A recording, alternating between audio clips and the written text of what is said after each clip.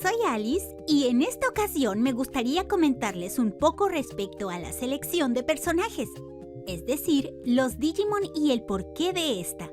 En NetDriver, los Digimon se dividen en Digitamas y la idea es que cada uno de estos Digitamas corresponda a una temática particular.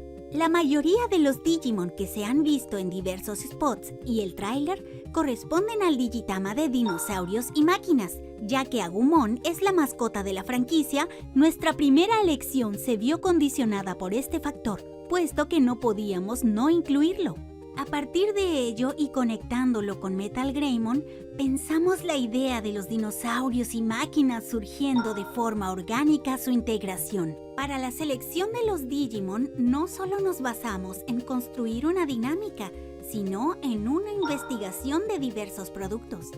Por ejemplo, en NetDriver, Metal Greymon Vacuna es considerado la variante y no la evolución normal de Greymon. Esto es así debido a que en el primer biped, el Digital Monster versión 1, la evolución original de Greymon era el Metal Greymon Virus y el Vacuna aún no existía. A esto se le suman Digimon como Vidramon, haciendo referencia al manga de Digimon Adventure V-Tamer 01, donde al protagonista Taichi se le buguea su biped, haciendo que su Agumon se vuelva Vidramon. Esto no es solo un guiño, sino que Vidramon es el Digimon base más difícil de sacar de su Digitama en lo que respecta a crianza, y por consecuente el más fuerte, representando el brutal poder que mostraba en el manga al ser un Digimon de la era antigua. Dicho esto, un Digitama tiene de base 18 Digimon, los que se dividen en 2 Babies, 2 Childs, 7 Adults y 7 Perfects. Quizás notaron que dije varias veces que esto era la base. Esto es así ya que no contamos ni las variantes ni las evoluciones alternas. Mame Tairamon, por ejemplo, es un Digimon que se consigue de forma no convencional. A esto se le tienen que sumar otras posibilidades relacionadas con el roster base, lo que termina generando más de 30 Digimon posibles asociados al Digitama de dinosaurios y máquinas. Para tener una comparativa más generalizada, el Digital Monster X, lanzado en 2019, tenía un total de 35 Digimon jugables y una V-Memory que corresponde al biped más reciente, 23.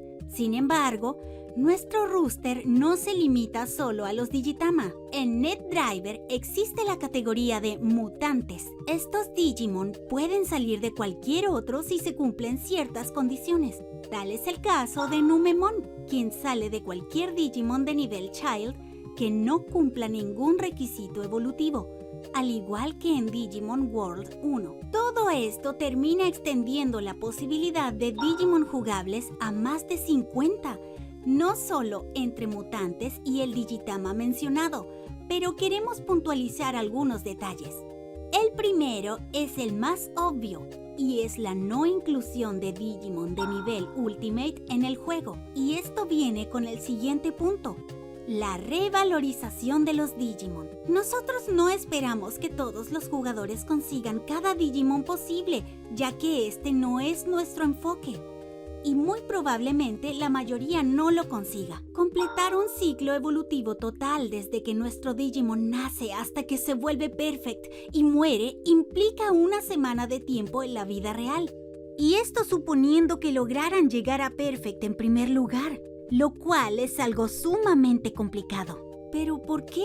Bueno, nosotros queríamos enfatizar el sentimiento de los primeros bipeds y también del juego Digimon World, donde conseguir llegar a Perfect se sentía como un logro increíble y algo meritorio. Con esto en la mira, nuestro enfoque fue no centrarnos en la cantidad, sino en la profundidad. Que sientas que cada cosa que haces desde que tu Digimon nace hasta que muere es importante. Y esa es la clave: el viaje y la crianza que haga cada uno con su Digimon.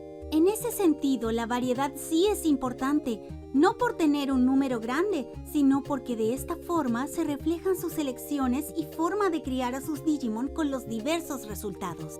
Dicho esto, no podemos esperar a ver los diferentes Digimon que van a salir.